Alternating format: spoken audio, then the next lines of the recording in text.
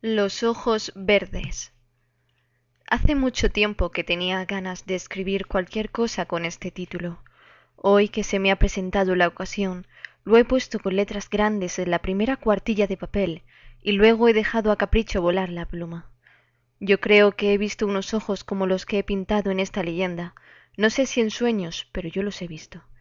De seguro no los podré describir tales cuales como ellos eran, luminosos, transparentes como las gotas de la lluvia que se resbalan sobre las hojas de los árboles después de una tempestad de verano.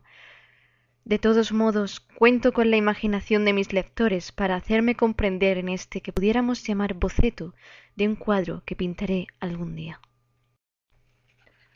1. Herido va el ciervo, herido va, no hay duda. Se ve el rastro de la sangre entre las zarzas del monte, y al saltar uno de esos lentiscos han flaqueado sus piernas. Nuestro joven señor comienza por donde otros acaban.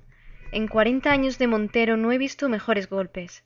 Pero, por San Saturio, patrón de Soria, cortadle el paso por esas carrascas, azuzad los perros, soplad en esas trompas hasta echar los hígados y hundidles a los corceles una cuarta de hierro en los ijares. ¿No veis que se dirige hacia la fuente de los Álamos? Y si la salva antes de morir, podemos darle por perdido. Las cuencas del Moncayo repitieron de eco en eco el bramido de las trompas, el latir de la jauría desencadenada, y las voces de los pajes resonaron con una nueva furia, y el confuso tropel de hombres, caballos y perros se dirigió al punto que Íñigo, el montero mayor de los marqueses de Almenar, señalara como el más a propósito para cortarle el paso a la res. Pero todo fue inútil. Cuando el más ágil de los lebreles llegó a las carrascas jadeante y cubiertas de fauces de espuma, ya el ciervo rápido como una saeta las había salvado de un solo brinco, perdiéndose entre los matorrales de una trocha que conducía a la fuente. ¡Alto! ¡Alto todo el mundo! Gritó Íñigo entonces. Estaba de Dios que habría de marcharse. Y la cabalgata se detuvo, y enmudecieron las trompas, y los lebreles dejaron refunfuñando la pista a la voz de los cazadores. En aquel momento se reunía a la comitiva el héroe de la fiesta, Fernando de Argensola, el primogénito de Almenar. ¿Qué haces? Exclamó dirigiéndose a su montero, y en tanto ya se pintaba el asombro de sus facciones, ya ardía la cólera en sus ojos. ¿Qué haces, imbécil? ¿Ves que esa pieza está herida, que es la primera que cae en mi mano y abandonas el rastro y la dejas perder para que vaya a morir al fondo del bosque? ¿Crees acaso que he venido a matar ciervos para festines de los lobos? Señor, murmuró Íñigo entre dientes, es imposible pasar de este punto. ¿Imposible? ¿Y por qué? Porque esta trocha, prosiguió el montero, conduce a la fuente de los Álamos, la fuente de los Álamos, en cuyas aguas habita un espíritu del mal. El que osa enturbiar su corriente paga caro su atrevimiento. Ya la res habrá salvado sus márgenes. ¿Cómo la salvaréis vos sin atraer sobre vuestra cabeza alguna calamidad horrible? Los cazadores somos reyes del Moncayo, pero reyes que pagan un tributo. Pieza que se refugia en esa fuente misteriosa, pieza perdida. ¡Pieza perdida! Primero perderé yo el señorío de mis padres y primero perderé el ánima en manos de Satanás, que permitir que se me escape ese ciervo, el único que ha herido mi venablo, la primicia de mis excursiones de cazador. ¿Lo ves? Aún se distingue a intervalos desde aquí. Las piernas le faltan, su carrera se acorta. Déjame. Suelta esa brida o te revuelco en el polvo. ¿Quién sabe si no le daré lugar para que llegue a la fuente? Y si llegase al diablo ello, su limpidez y sus habitadores. ¡Sus, relámpago! ¡Sus, caballo mío! Si lo alcanzas, mando engarzar los diamantes de mi joyal en tu serreta de oro. Caballo y jinete partieron como un huracán. Íñigo los siguió con la vista hasta que se perdieron en la maleza. Después volvió los ojos en derredor suyo. Todos como él permanecían inmóviles y consternados. El montero exclamó al fin: Señores, vosotros lo habéis visto. Me he expuesto a morir entre los pies de su caballo por detenerle. Yo he cumplido con mi deber. Con el diablo no sirven valentías. Hasta aquí llega el montero con su ballesta. De aquí en adelante que pruebe a pasar el capellán con su hisopo. 2. Tenéis el color quebrado. Andáis mustio y sombrío. ¿Qué os sucede? Desde el día que yo siempre tendré por funesto en que llegasteis a la fuente de los Álamos, en pos de la res herida, diríase que una mala bruja os ha encanijado con sus hechizos. Ya no vais a los montes precedidos por la ruidosa jauría, ni el clamor de vuestras trompetas despierta sus ecos. Sólo, con esas cavilaciones que os persiguen, todas las mañanas tomáis la ballesta para enderezaros a la espesura y permanecer en ella hasta que el sol se esconde. Y cuando la noche oscurece y volvéis pálido y fatigado al castillo, en balde busco en la bandolera los despojos de la caza. ¿Qué os ocupa tan largas horas lejos de los que más os quieren? Mientras Íñigo hablaba, Fernando, absorto en sus ideas, sacaba maquinalmente astillas de su escaño de ébano con el cuchillo de monte. Después de un largo silencio, que sólo interrumpía el chirrido de la hoja al resbalar sobre la pulimentada madera, el joven exclamó dirigiéndose a su servidor, como si no hubiera escuchado una sola de sus palabras: Íñigo, tú que eres viejo, tú que conoces todas las guaridas del Moncayo, que has vivido en sus faldas persiguiendo a las fieras, y en tus errantes excursiones de cazador subiste más de una vez a su cumbre, dime, ¿has encontrado por acaso una mujer que vive entre sus rocas? ¿Una mujer? Exclamó el montero con asombro y mirándose de hito en hito. Sí, dijo el joven, es una cosa extraña lo que me sucede, muy extraña. Creí poder guardar ese secreto eternamente, pero ya no es posible. Rebosa en mi corazón y asoma en mi semblante. Voy, pues, a revelártelo. Tú me ayudarás a desvanecer el misterio que envuelve a esa criatura que, al parecer, sólo para mí existe, pues nadie la conoce, ni la ha visto, ni puede darme razón de ella. El montero, sin despegar los labios, arrastró su banquillo hasta colocarle junto al escaño de su señor, del que no apartaba un punto los espantados ojos. Este, después de coordinar sus ideas, prosiguió así: Desde el día en que, a pesar de tus funestas predicciones, llegué a la fuente de los álamos y atravesando sus aguas recobré el ciervo que vuestra superstición hubiera dejado huir, se llenó mi alma del deseo de la soledad. Tú conoces aquel sitio. Mira, la fuente brota escondida en el seno de una peña y cae resbalándose gota a gota por entre sus verdes y florantes hojas de las plantas que crecen al borde de su cuna.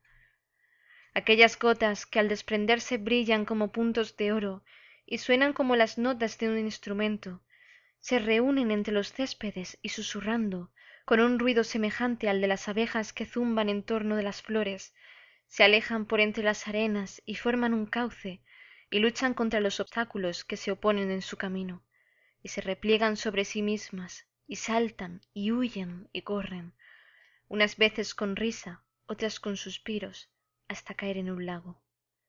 En el lago caen con un rumor indescriptible, lamentos, palabras, nombres, cantares. Yo no sé lo que he oído en aquel rumor cuando me he sentado solo y febril sobre el peñasco, a cuyos pies saltan las aguas de la fuente misteriosa para estancarse en una balsa profunda, cuya inmóvil superficie apenas riza el viento de la tarde. Todo allí es grande. La soledad, con sus mil rumores desconocidos, vive en aquellos lugares y embriaga el espíritu en su inefable melancolía. En las plateadas hojas de los álamos, en los huecos de las peñas, en las ondas del agua, parece que nos hablan los invisibles espíritus de la naturaleza, que reconocen un hermano en el inmortal espíritu del hombre. Cuando, al despuntar la mañana, me veías tomar la ballesta y dirigirme al monte, no fue nunca para perderme entre sus matorrales en pos de la caza, no. Iba a sentarme al borde de la fuente, buscar en sus ondas no sé qué, una locura. El día en que salté sobre ella con mi relámpago, creí haber visto brillar en su fondo una cosa extraña, muy extraña, los ojos de una mujer. Tal vez sería un rayo de sol que serpeó fugitivo entre su espuma, tal vez una de esas flores que flotan entre las algas de su seno y cuyos cálices parecen esmeraldas. No sé, yo creí ver una mirada que se clavó en la mía, una mirada que encendió en mi pecho un deseo absurdo y irrealizable, el de encontrar una persona con unos ojos como aquellos. En su busca fui un día y otro a aquel sitio, por último, una tarde. Yo me creí juguete de un sueño, pero no, es verdad. La he hablado ya muchas veces, como te hablo a ti ahora. Una tarde encontré sentada en mi puesto y vestida con unas ropas que llegaban hasta las aguas y flotaban sobre su haz, una mujer hermosa sobre toda ponderación. Sus cabellos eran como el oro, Sus pestañas brillaban como hilos de luz, y entre las pestañas volteaban inquietas unas pupilas que yo había visto, sí, porque los ojos de aquella mujer eran los ojos que yo tenía clavados en la mente, unos ojos de color imposible, unos ojos verdes, exclamó Iñigo con un acento de profundo terror e incorporándose de un salto en su asiento. Fernando le miró a su vez como asombrado de que concluyese lo que iba a decir, y le preguntó con una maleza de ansiedad y alegría: ¿La conoces? Oh, no, dijo el montero, líbreme Dios de conocerla. Pero mis padres, al prohibirme llegar hasta esos lugares, me dijeron 1000 veces que el espíritu, trasco, demonio o mujer que habita en esas aguas tiene los ojos de ese color. Yo os conjuro por lo más que améis en la tierra, a no volver a la fuente de los álamos. Un día u otro os alcanzará su venganza, y expiaréis muriendo el delito de haber encenegado sus ondas. Por lo que más amo, murmuró el joven con una triste sonrisa. Sí, prosiguió el anciano, por vuestros padres, por vuestros deudos, por las lágrimas de la que el cielo destina para vuestra esposa, por las de un servidor que os ha visto nacer. ¿Sabes tú lo que más amo en este mundo? ¿Sabes tú por qué daría yo el amor de mi padre, los besos de la que me dio la vida, y todo el cariño que puedan atesorar todas las mujeres de la tierra? Por una mirada, por una sola mirada de esos ojos. ¿Cómo podré yo dejar de buscarlos? Dijo Fernando estas palabras con tal acento que la lágrima que temblaba en los párpados de Iñigo se resbaló silenciosa por sus mejillas, mientras exclamaba con acento sombrío: Cúmplase la voluntad del cielo. 3. ¿Quién eres tú? ¿Cuál es tu patria? ¿En dónde habitas? Yo vengo un día y otro en tu busca, y no veo el corcel que te trae a estos lugares, ni a los servidores que conducen tu litera. Rompe de una vez el misterioso velo en que te envuelves como en una noche profunda.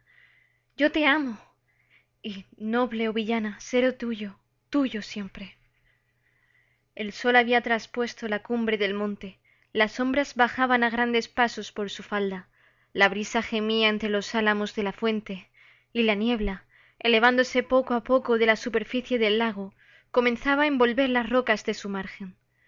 Sobre una de estas rocas, sobre una que parecía próxima a desplomarse en el fondo de las aguas, en cuya superficie se retrataba, temblando, el primogénito de Almenar, de rodillas a los pies de su misteriosa amante, procuraba en vano arrancarle el secreto de su existencia.